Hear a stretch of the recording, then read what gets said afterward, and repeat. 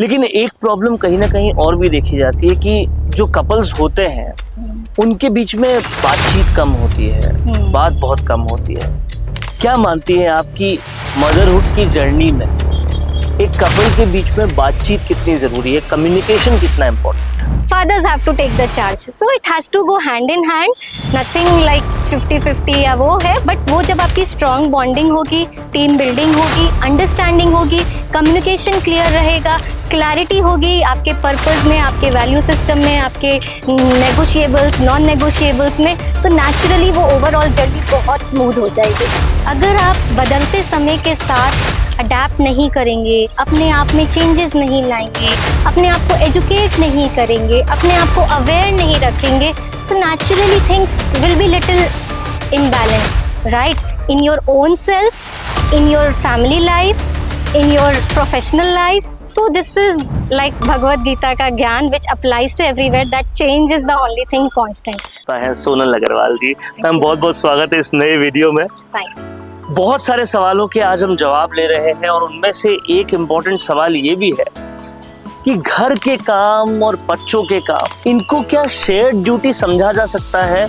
और ये shared duty समझना एक माइंडसेट शिफ्ट का गेम है या फिर ये हैबिट्स का मामला है? एक्चुअली ये दोनों ही है, माइंडसेट शिफ्ट और हैबिट्स। बिकॉज अगर आप देखोगे, पहली बात तो ये जो शेयर्ड ड्यूटी कॉन्सेप्ट है ना, आई थिंक हमें इसको भी शेयर्ड की तरह कि हमें सिर्फ एक हेल्प या हम एक किसी पे एहसान कर रहे हैं उस तरीके से नहीं देखना चाहिए, राइट? तो हमें उसको 50-50 नहीं मानकर हमें ये एक्सेप्ट करना चाहिए कि कभी कभी वो 60-40 भी हो सकता है, कभी कभी वो 70-30 भी हो सकता है, कभी कभी वो 80-20 भी होता है, because all days are not normal and same, right? तो इस चीज़ को हमें ये एक पार्ट है। एंड दूसरा पार्ट कि हाँ, माइंडसेट और हैबिट्स की अगर हम बात करें तो ये दोनों ही इक्वली इम्पॉर्टेंट है, क्योंकि हम सबको पता है कि हमारे इंडियन सोसाइटीज़ में या कल्चर में अभी तक जो हमारी सिस्टम चला आ रहा है, एक हाउस होल्ड सिस्टम चला आ रहा था कुछ टाइम तक, कि सिर्फ मदर्स थी जो एक घर का काम देखती थी या बच्चे की नरिशमेंट और उसको परवरिश में ध्यान देती थी, and fathers used to go out and bring in the finances and the requirement जो भी उनको घर को चलाने के लिए ज़रूरत थी।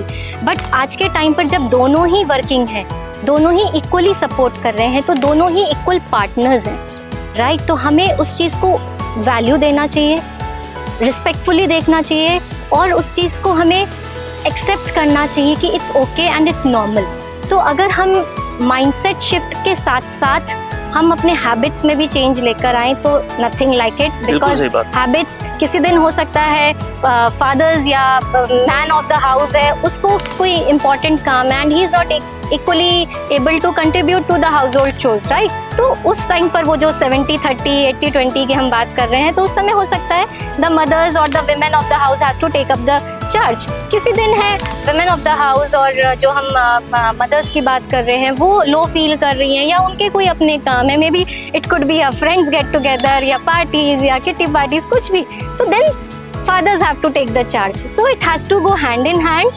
Nothing like 50-50 या वो है, बट वो जब आपकी स्ट्रॉन्ग बॉन्डिंग होगी, टीम बिल्डिंग होगी, अंडरस्टैंडिंग होगी, कम्युनिकेशन क्लियर रहेगा, क्लैरिटी होगी आपके पर्पस में, आपके वैल्यू सिस्टम में, आपके नेगोशिएबल्स, नॉन नेगोशिएबल्स में, तो नेचुरली वो ओवरऑल जर्नी बहुत स्मूथ हो जाएगी। बहुत सही बात है। जब एक बिजनेस या एक जॉब भी बिना टीम के नहीं चल सकता, तो ये तो लाइफ है, ये बिना टीम के कैसे चलेगी? और ना सिर्फ आपकी लाइफ, एक बच्चे की भी लाइफ है, टीम तो ज़रूरी है। और जब बात हम इक्वालिटी की करते हैं तो वो सिर्फ बातों में ना रहे, वो ग्राउंड पे भी आनी ज़रूरी है। क्या आप सजेस्ट करती हैं ऐसे पार्टनर्स को जो हेल्प करने के नाम पर सपोर्ट तो करते हैं लेकिन इस बात को मानते नहीं कि भाई इक्वल पेरेंटिंग होनी चाहिए, उस कॉन्सेप्ट को नहीं मानते? राइट। अगर वो नहीं मानते हैं तो उनके पास कोई चॉइस नहीं, बिकॉज जैसे हम बोलते हैं ना कि अगर एक पेड़ को हम मोड़ेंगे तो वो थोड़ी देर तो मुड़ेगा, राइट? एक पेड़ या एक कोई टहनी को भी, तो उसके बाद वो टूट जाएगी। तो it is simple as that. अगर आप बदलते समय के साथ अडेप्ट नहीं करेंगे, अपने आप में चेंजेस नहीं लाएंगे, अपने आप को एजुकेट नहीं करेंगे, अपने आप को अवेयर नहीं रखेंगे, so naturally things will be little imbalance, right? In your own self, in your family life, in your professional life. So this is like Bhagavad Gita का ज्ञान which applies to everywhere, that change is the only thing constant. परिवर्तन संसार का नियम है. तो अगर हम इक्वल पेरेंटिंग की बात करते हैं, या उन लोगों को मेरी बस यही नसीहत है कि उनके पास चॉइस नहीं है, they have to do it. Because अगर आपका विजन है, अगर आपको क्लैरिटी है कि हाँ मुझे एक happy prosperous beautiful family life experience करनी है, then you will have to experience and you will have to give in your efforts. वो आपको एफर्ट्स और वो एक्शंस दिखने चाहिए. वो फील होना चाहिए आपके पार्टनर को, आपकी फैमिली को कि yes you are equally contributing, not only financially but emotionally, physically, spiritually, in all context. बिल्कुल ठीक बात कही आपने. लेकिन एक प्रॉब्लम कहीं ना कहीं और भी देखी जाती है कि जो कपल्स होते हैं उनके बीच में बातचीत कम होती है, बात बहुत कम होती है.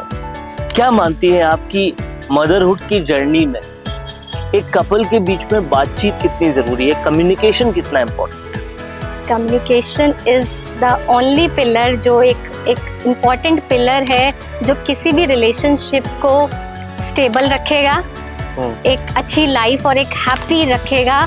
तो वो बिकॉज अगर हम कम्युनिकेट ही नहीं करेंगे कि हमारी नीड्स क्या है, हमारे रिक्वायरमेंट्स क्या है, हमें क्या अच्छा लगा, क्या बुरा लगा, then how do you expect. वो अंतर्यामी तो है नहीं, राइट? सामने वाला आपका पार्टनर है या आपके फैमिली मेम्बर्स भी हैं.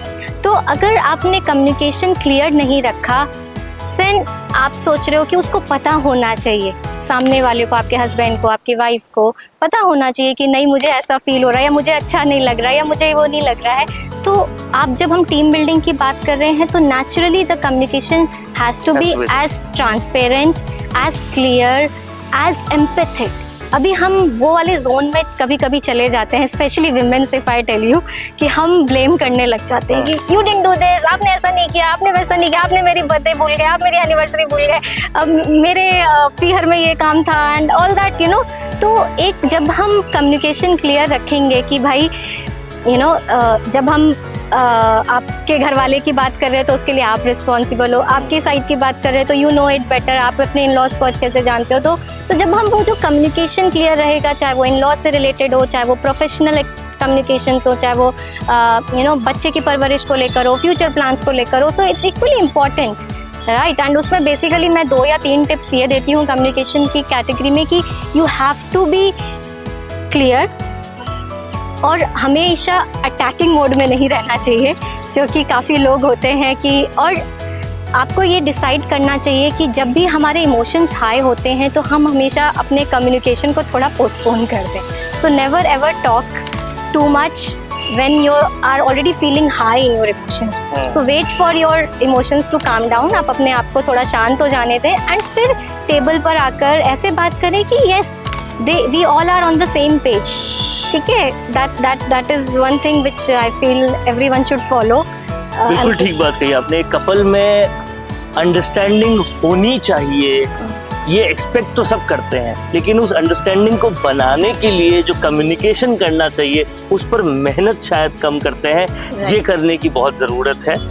इसी के साथ साथ एक इम्पॉर्टेंट बात ये भी है कि आपने अभी तक जितने भी एक्सपीरियंसेस किए हैं, जितने भी कपल्स को कोच किया है, क्या उनमें आप फादर्स को भी कोच करते हैं, उनको भी साथ में लाते हैं? उनका भी साथ में होना कितना ज़रूरी है? एक्चुअली बहुत ज़रूरी है, लेकिन because most of the fathers are इधर वर्किंग एंड वो इस चीज़ को थोड़ा सा, बिकॉज वो मैस्कुलिन एनर्जी शायद हम बोलते हैं ना हाई रहती है, तो हम वो एक, और प्लस सोसाइटी कंडीशनिंग तो कंपैरेटिवली कम है. बट मैं ऐसा मानती हूँ कि आने वाले टाइम में ये चीज़ें जैसे जैसे अवेयरनेस हो रही है, एजुकेशन हो रही है, दे आर गेटिंग अवेयर कि ये हमारे लिए भी इक्वली इम्पॉर्टेंट है. बिकॉज जब हम मदर्स की बात करते हैं, सेल्फ लव की बात करते हैं कि पहले अपना कप फुल होना चाहिए तभी आप दूसरों का ध्यान रख पाओगे, तो ऐसा ही सेम चीज़ फादर्स के लिए, मैन ऑफ द हाउस, उनके लिए भी अप्लाई होती है कि जब वो अपना कप फुल रखेंगे, right, they will be satisfied from inside, they are having the clarity कि उनको चाहिए क्या अपनी लाइफ से, अपनी फैमिली लाइफ से, अपनी प्रोफेशनल लाइफ से. सो नेचुरली वो अपने आप को भी खुश रखेंगे और अपनी फैमिली को भी खुश रख पाएंगे ना. बिकॉज जब आप प्रोफेशनल लाइफ की टेंशन या प्रॉब्लम्स घर पे लेकर आएंगे तो it won't work, right? It won't work. तो ना आपको काउंसलिंग की ज़रूरत हो, आपको थेरेपी की ज़रूरत हो, या फिर आपको अपना सेल्फ हेल्प वर्क पर, it can be books, podcast, anything, कोई भी मोटिवेशनल टॉक्स। तो आपको जब अपने आप को खुद आप अपना ध्यान रख पाएंगे, whether be physically, mentally, emotionally, spiritually, तो आप अपनी फैमिली का भी अच्छे से ध्यान रख पाएंगे। ये बहुत ही इम्पोर्टेंट बात है और कहीं ना कहीं इस बात को बहुत ध्यान रखना चाहिए कि हमें पहले बाहर का काम अंदर नहीं लाना है, अंदर का काम बाहर नहीं ले जाना है, तभी कहीं ना कहीं हम सारी चीज़ों को बैलेंस आउट कर पाएंगे।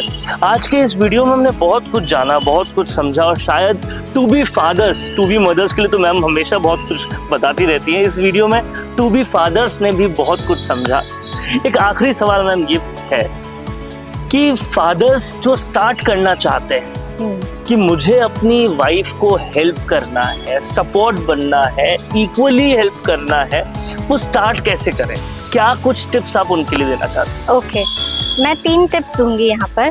नंबर 1 कि आप पहले तो अपने आप को एजुकेट करो कि आपके जो आने वाले रोल्स हैं, चाहे वो एज अ हस्बैंड हो, एज अ फादर हो, वो क्या क्या रिक्वायरमेंट्स हैं उनकी। तो अगर आप जब एजुकेट करते हो, अपने आप को सेल्फ अवेयर करते हो, you will be in a better position. Because आप कहीं पर हम ट्रिप्स पे भी जाते हैं तो हम प्लानिंग के साथ जाते हैं, राइट? सो नेचुरली वो जो आप अपने रोल्स में ट्रांजिशन एक्सपीरियंस करने वाले हो, if you are preparing yourself so well, it's going to be an easy ride for you, right? तो पहला स्टेप, आप एजुकेट करो, अवेयर करो, take the right help from right experts, books, podcast, इतना सारा कंटेंट है आज की डेट में, राइट? फ्रॉम योर पीयर्स जो ऑलरेडी फादर्स बन गए, उनके एक्सपीरियंसेस से सीखिए, अपने फादर्स के साथ बैठिए कि भाई उन्होंने कैसे अपनी फैमिली लाइफ को डील किया।